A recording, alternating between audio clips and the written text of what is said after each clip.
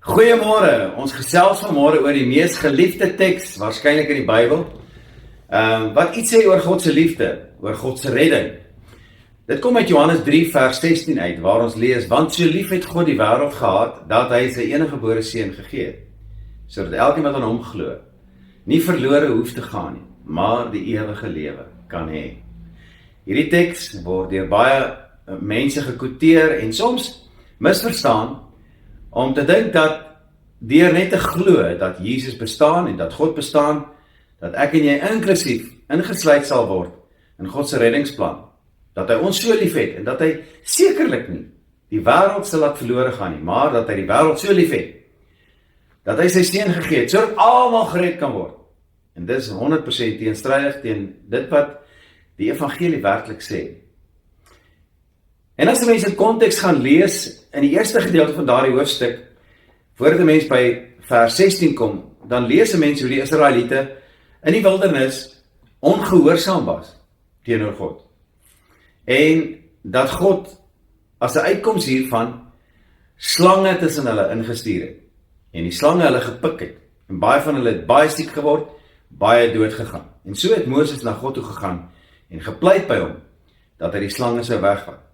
God daarenteen het besluit, vir Moses gesê, dat hy nie die slange gaan wegvat nie, maar hom bevel gegee om 'n stok op te rig met 'n slang op, 'n koperslang. En dat mense wat gepik is, vanweë hulle sonde, daarna daardie slang toe moes gaan, en dan vir die slang moes kyk om daardeur genees te word. Nou as jy verstaan hoe die Israeliete in hulle stamme gekamp het in die wildernis, was sommige van daai mense kilometers ver weg van daai slange. So in hulle siek en vergiftigde toestand, moes hulle na daardie slang toe gaan, waarskynlik mense kry om hulle te help, om hulle te dra tot daar. Met ander woorde, daar was 'n geloofstap wat hierby ingesluit was. Hulle moes glo dat God hulle werklik sou kon genees, deurdat hulle vir die slang gekyk het. En dan moes daar 'n daad van geloof by dit gekom het.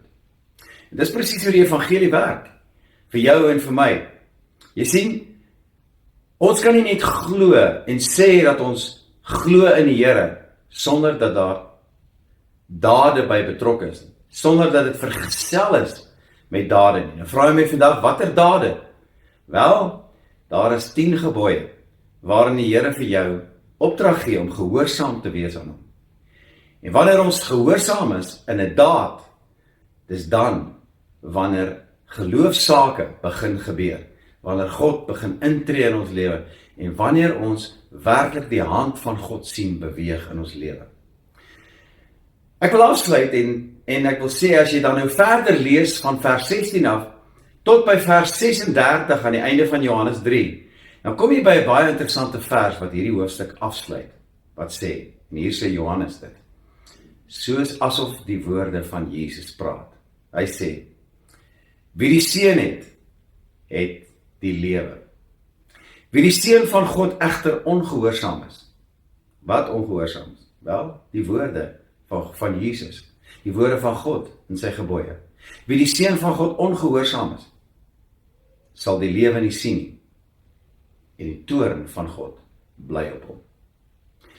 Dis skrikwekkende woorde vir jou en vir my, dat wanneer ek en jy net glo, kognitief met ons gedagtes, dat daar nie 'n daad by betrokke is wat bevestig dat ons geglo het nie, dat ons geloof niks beteken nie, en dat ons Jesus nodig het, en die ingrypendheid van sy Heilige Gees om ons te bemagtig, om meer as net te glo, maar ook te doen en gehoorsaam te wees.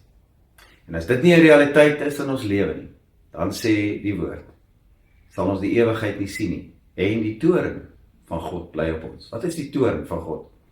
Wel, dis die ewige verlorenheid buite God se teenwoordigheid. Mag hierdie boodskap jou vandag inspireer. Doen die moeite en gaan lees vandag 'n bietjie daai kosbare hoofstuk. Maar moenie net jou gunsteling vers lees nie. Moenie net vers 16 lees nie. Lees van die eerste vers van Johannes 3 af, tot en met die 36ste vers.